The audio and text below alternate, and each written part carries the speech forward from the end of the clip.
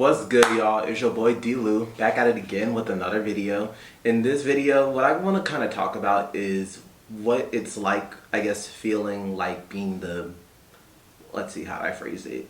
What it's like feeling like a late bloomer or possibly like the black sheep of the family.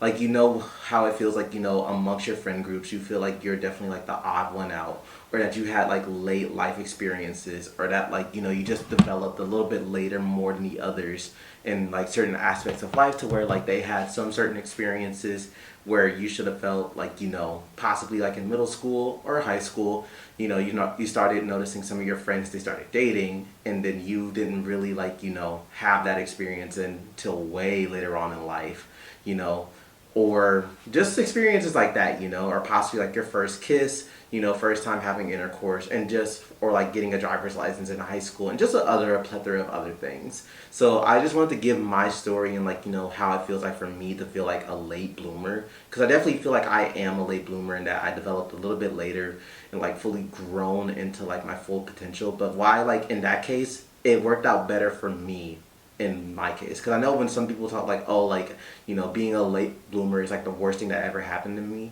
I feel like for me it was designed for like my protection and just God's protection over me, so that like, it wouldn't stunt any further growth or potential that I would have.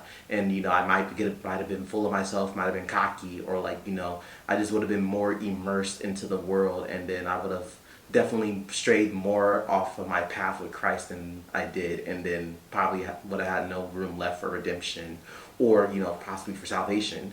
So I wanted to talk about what it's like feeling like, being the one that's the late bloomer and possibly the black sheep of the family, and that you're the odd one out. Some people may call them Oreos, some people may call them, the black sheep, or just late bloomers in general. Whatever you identify as, I felt like I definitely have identified as all three of them, whether in aspects of my blackness or just developing later than others. But I just wanted to go over this video topic with you guys and see like if you guys have felt like this as well. And if you guys have, don't forget to drop in the comments below. But before we get into the video, once again, hey, my name is Donnie, your boy D-Lou. Don't forget to like, comment, subscribe. If this is your first time on the channel, thank you for coming on to the channel. Please consider subscribing. It really helps me out a lot. Please consider liking the video. It also helps me out with a lot. And then commenting, letting me know your thoughts and your feedback and how you feel. And don't forget to share this video with the friends, so that we may continue to grow into the people that God wants us to be each and every day. But without further ado, let's get into the video. Let's get it, gang.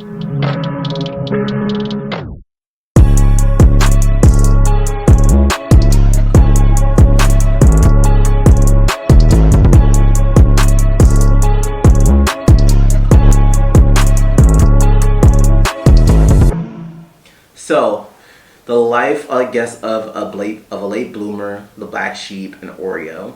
For me, this is kind of like not a contentious topic, but like it's one that kind of hits home, because I've always felt like this within like my family and within my friend group, and just in life in general, no matter where I was. And it can kind of just trace back to like maybe like elementary school, where like I guess not even elementary, more like middle school, where like I definitely took an interest in like anime and manga and comic books, while like other people and other kids, they were just like more immersed into like starting to get immersed into like sports, ESPN, and all that good stuff in basketball. And for me too, I played basketball and I ran track, and I was an athlete in elementary, middle school, and high school, but like I just wasn't like, talking about, oh, it's all about basketball, or like, it's all about street movies, or just all about like the hood and everything. For me, I was just like, I like cartoons, I like anime, I like video games, and that was like my bread and butter and my niche. That's what I felt comfortable with. And in the black culture, it's definitely a phenomenon where it's just like, oh, like, if it's not about like thug life culture, or about basketball, or about like rapping and music, then you're the odd one out. If you don't like that type of stuff, you're the odd one out, and you're going to be ostracized. And for me, definitely too, like with that, and then also being a Christian growing up too, and then dealing like with the whole debate to be like, oh, like, you need to only listen to gospel music, you need to separate yourself from the world and all that stuff.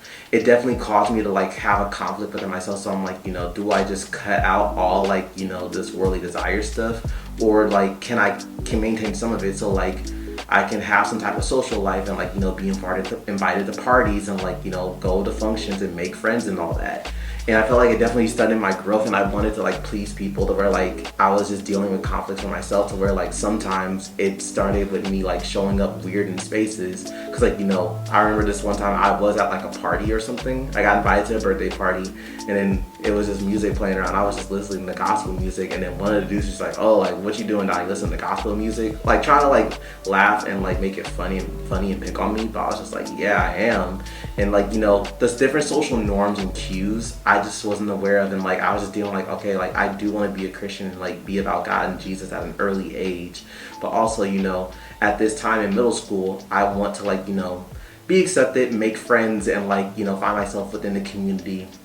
I was at the point where I was starting to like girls, dealing with hormones, and hormones were raging at that time.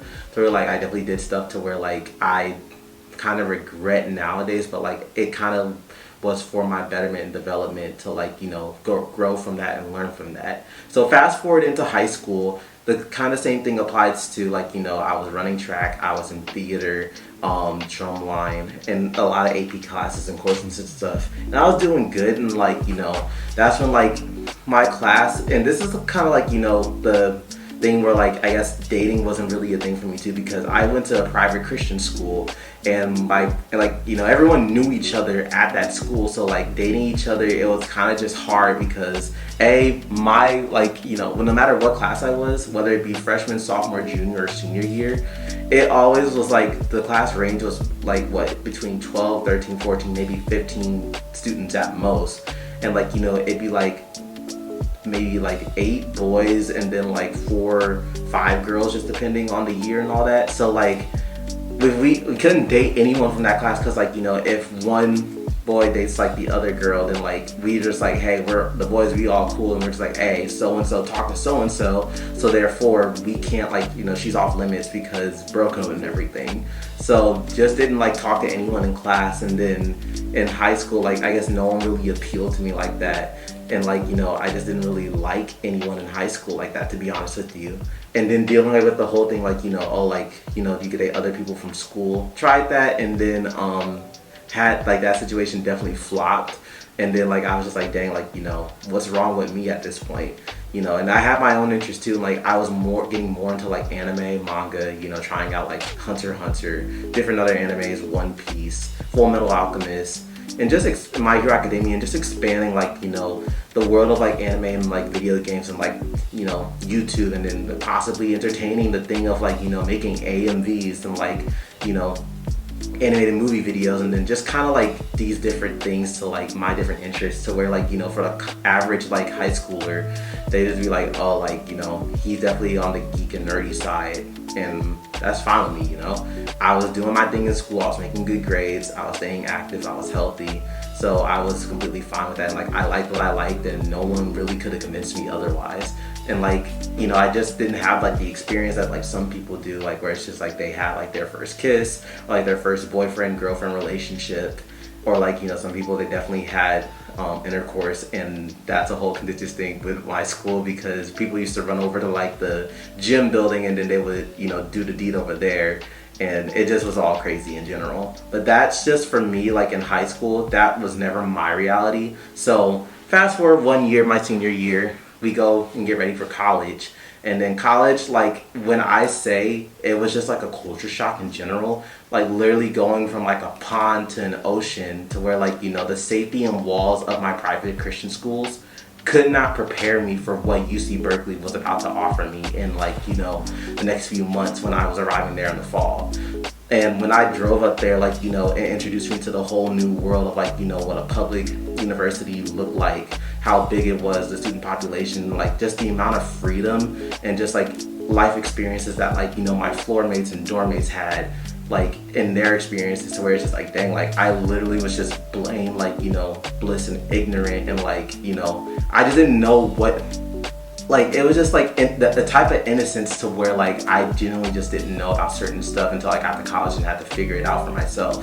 So just looking at that, and then like I was like, okay, like yeah, now like I got into the ocean, and like it was really just like, okay, sink or swim, and you have to figure out like certain stuff and certain cues and norms for yourself. Like the whole, you know, go into the dorm room, and then you know, your boy hits you up, be like, hey, I need the room for about maybe like a few hours, and then there's like, you know, I'll let you know when you come back. And then just seeing like the sock on my door, and then I was just like, what is this, you know? Like I just didn't know. So like figuring out like that stuff, and by trial and error, like it was cool and it was definitely needed, but like I wish I knew a little bit more and like more versed into the world, you know, when it came to this stuff, instead of just like finding out in college. But like it worked out the way God intended it to be. And like, you know, I often ask like my mom to be like, hey, why didn't you put us in public school? You know, because I felt like, you know, in public school I would be able to like have more life experiences and be more versed. But my mom was just like, you know, she grew up in a private Christian school, and like she wanted the same thing for her kids, and she didn't want, and she was like, hey, like you and your brother, you guys are not fit and not built to survive public school, so therefore I'm doing you guys a favor and helping you guys and like sparing you from like public school, and like, you know, what that culture is like. And like whether it be like exposing you guys to like premature sex at like, you know, the middle school, high school age, or like, you know, smoking weed, and just gangs and violence and all this other type of stuff, to where like she was just like, I don't want that exposure for my kids. Like of course they're going to have it soon and be exposed to that like when they go to university, but she was just like, I just don't want that for them right now because they're children, you know.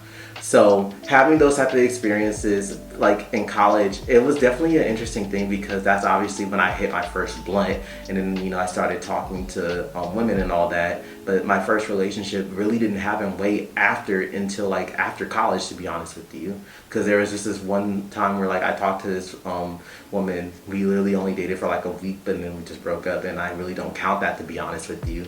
But having like these certain things and like that happened in my life, to where like, you know, when other people just like, oh, like, you know, I was able to bang a certain many amount of chicks at this time, and like literally my freshman year, like that first week, it was just like everyone was like trying to get to know each other, and like, you know, just feeling around, sleeping around and all that stuff. And I was just doing my own thing, really just stayed to myself. And then everyone always tells me like, you know, freshman year D-Lou drastically different from like what maybe sophomore, junior year D-Lou, because by that time I was more immersed with like stuff that's happened, like, you know, and just the college experience in general, you know, learning how to navigate the Bay using BART, and just like more social awareness about like, you know, people, and like reading the room and spaces, and just like knowing like certain norms, knowing like certain like social norms and everything. So when it came to that, like, you know, I was able to like learn more about like Black culture, you know, able to like pick up on the game of spades. I was able to like, you know, work at the Fannie Lou Hammer Black Resource Center, and just like really immerse myself in that and try to connect myself with my Blackness.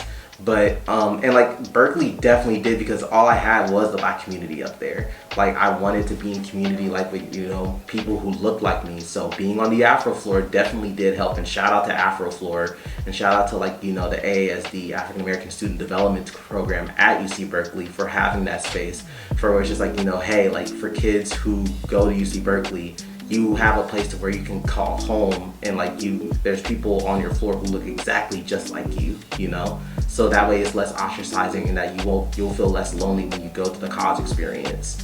So having those like type of experiences at like Cal, it definitely did like form like, you know, like help me get more in touch with my Blackness, and just like, you know, find out about like Black Greek life, just other things on the Bay in general, like Bay Area culture, and just really like immerse myself in like to the world of like hip hop, rap, and like, you know, more like shoo away from like my typical norms back then, which used to be like, you know, anime and video game like genre music, which I still like from time to time, but also like, you know, exposing me to like a whole new world of music, to be like, hey, like this is what like, you know, this is what majority of Black people listen to.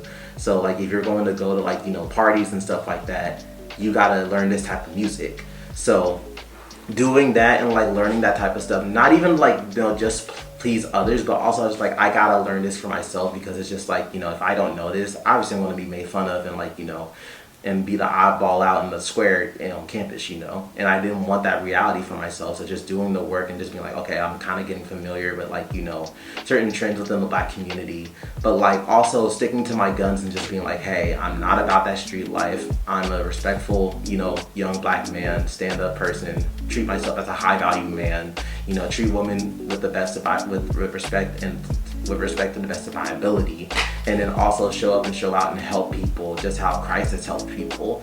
So just learning that type of culture, learning like the culture within the Black community, and just like immersing myself into that culture, whether it be like, you know, the cookouts that we would have at the beginning of the year, the barbecues, you know, the parties, interacting with Greek life and like being in those type of spaces, and then just showing up and showing out for the Black community in the Bay in general. It definitely was like a game changer with the whole late development, because I was able to like, you know, work on my personal social skills, have more conversations, and then also being an RA, that definitely did help too, because like, you know, it helped with conflict resolution. Because at first I just remember everyone was just like, Donnie literally doesn't speak that much, but by the time like junior, senior year, they're like, he does speak, but like, you know, like he'll mind his tongue and like he'll butt in when he needs to.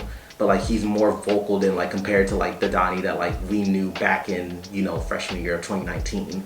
But now, like, you know, I'm more vocal, more likely to open and speak my mind and actually like get involved in conversations and stuff, and not just be about like the anime video games, but also be aware of like, you know, what's going on in the Black culture, doing my Black history research and doing all this type of stuff, you know, to make sure that like I know what's going on within my culture and my community, but also maintaining my truth within myself and stuff that I like, you know.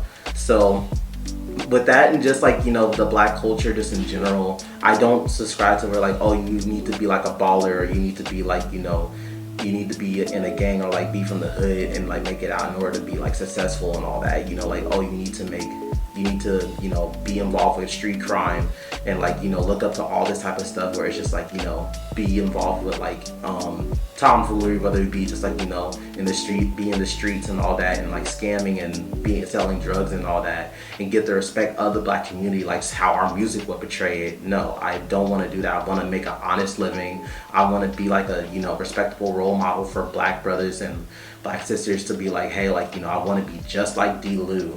He holds himself to a high regard. He treats others the way how he wants to be treated, you know, very smart. He's very aware of just what's going on, and not really subscribing like, you know, the true message of like Black culture, whether it just be like, oh, just the streets and like, you know, and like strippers and like all that stuff and just shaking buns and all that. That's not what I subscribe to. Like, I really want to subscribe to like honest, like, I guess more like Black culture within like the 80s, 90s, and the early 2000s, so where like it was genuine love and just true love and character and authenticity within us as Black Americans, and really just carry myself to that regard, because that's personally what I grew up with. And just what, like, you know, the certain music that I listen to nowadays is just like 80s, 90s, and early 2000s music. So I really do miss that type of genre and how the Black community conducted itself, you know. It seemed more stable and more genuine than the toxic Black community culture that we have right now, you know, like with the Sexy Reds and everything, and like the Megan Thee Stallions and like, you know, all these rappers and stuff that's promoting like drugs, gangs, violence, shootings and everything. That's not, you know, what I subscribe to.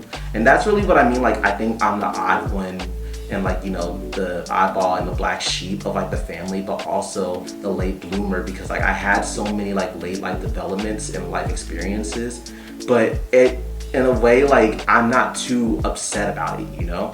I'm not too upset about it because, you know, it happened at its ordained time when it needed to happen. And, you know, it made me for the better, so that, you know, I know things better, and like I was able to, like God was protecting me and having that shield around me so that I wouldn't hurt myself, or I wouldn't be pre-exposed and ruin my future. Because my pops gave me these three rules when I left for college. He was like, number one, keep God first in everything that you do. Number two, always be aware of your surroundings. And the most important one, which is number three, it only takes a few seconds to ruin your life. So I feel like with me being the late bloomer and like the black sheep, certain developments didn't happen for me until later on, because like, you know, God was just shielding me from ruining my life and then possibly going down a wrong path, and then a path that he wasn't intended for his plan and his will, to be honest with you. So if it means like me being like, you know, the black sheep, or me being like, you know, just socially like unaware at certain points in times, I'm fine with it, because, you know, I'm learning, growing every day, and that's just God's shield and protection. And, you know, what I like, it's not related to violence, or it's not related to gangs, or like, you know, tomfoolery, or belligerency or anything, but it's related to just, you know, what I like. And it's just, you know, people are, I'm able to find community in it through gaming and through anime and manga and video games and all that good stuff. So I hope someone is able to resonate with me in this message. Let me know if you feel like you're the late bloomer or a black sheep amongst you or your peers, within your family, within your friend group, social group, at school, you know, wherever you are, or just in your community in general. Let me know in the comments below. Don't forget to like, comment, subscribe. Don't forget to share this video with your friends, so that we may continue to grow into the people that God wants us to be. Remember, Jesus loves you, and so do I. It's your boy, D-Lou, signing out. Take care.